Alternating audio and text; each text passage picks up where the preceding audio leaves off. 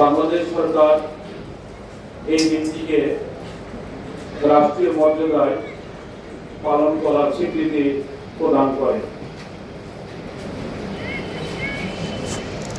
5ই আগস্টে যখন ছাত্র জনতা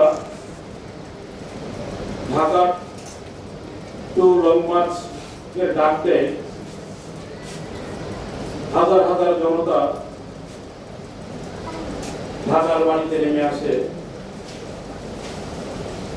তখনই সেই কর্তৃত্ববাদী সরকারের টনক নড়ে যায়। ছেড়ে রাখতে পারেনি, বাঁধে রাখতে পারেনি, কোন বাধায় জনতার মুখে তিনি পদত্যাগ করে দেশ ত্যাগ করেন।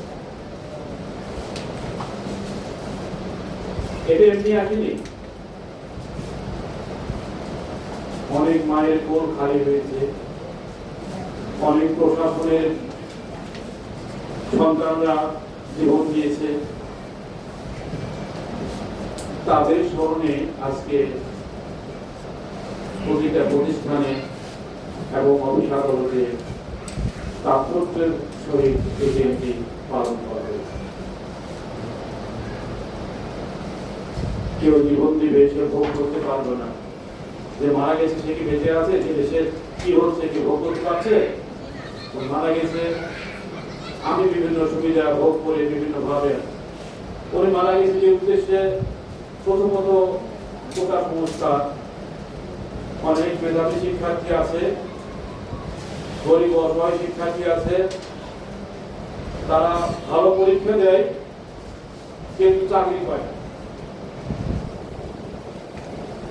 বিভিন্ন কোটার অজুহাতে করতে গিয়ে সেই মেধাবী শিক্ষার্থীগুলো বয়স পেরিয়ে যায় সরকারি চাকরি।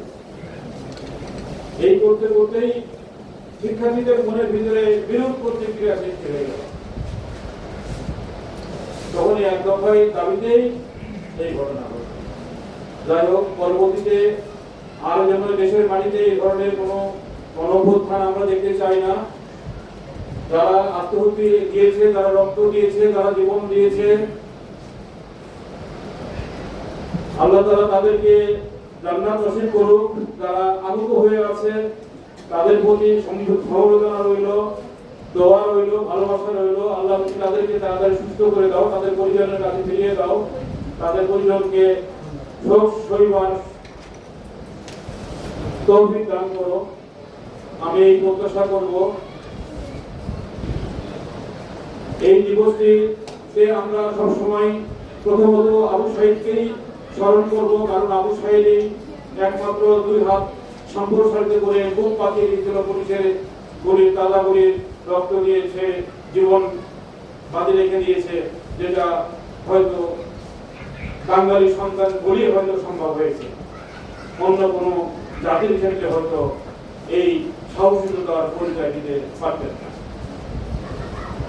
আমি তার আত্মার মাগফিরাত করি আজকের এই আলোচনা সভায়। আল্লাহ তাআলা তাকে যেন জান্নাত নসিব করে। আমরা মনোজাত করব যারা গুরুতর আহত হয়ে আছে, পঙ্গু হয়ে আছে, হাত পা চলে গেছে, সরকারকে বলবো তাদের কর্মসংস্থান, তাদের পরিবারের রোজগার করার লোকের চাকরির সংস্থান করে দেবেন। আমি আজকের আলোচনা সভা থেকে এই দাবি জানাচ্ছি সরকারের কাছে, যেন তাদের পরিবার কষ্ট না পায়, চোখের পানি যেন না ধরে, তারা যেন তাদের পরিজন নিয়ে দুমুঠো খেয়ে পরে বাঁচতে পারে, তার ব্যবস্থা করার আমি জোর দাবি জানাচ্ছি। ধন্যবাদ জানাচ্ছি।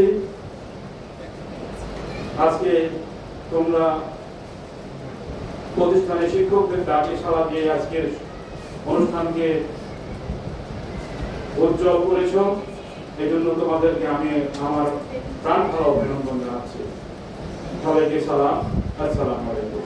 এই পর্বে মোনাজাত হবে শহীদ যারা হয়ে গেছেন তাদের জন্য, এবং যারা গুরুতর আহত হয়ে বাড়িতে পঙ্গুত্ব বরণ করেছে, আল্লাহ তাআলা তাদের সুস্থ দিনে পরে এ পর্বে দোয়া পরিবেশন করছেন আজকে অনুষ্ঠানের মধ্যমণি আমাদের মাওলানা আব্দুল মজিদ স্যারকে আমি দোয়া মোনাজাত করার জন্য আমি বেরোতে আহ্বান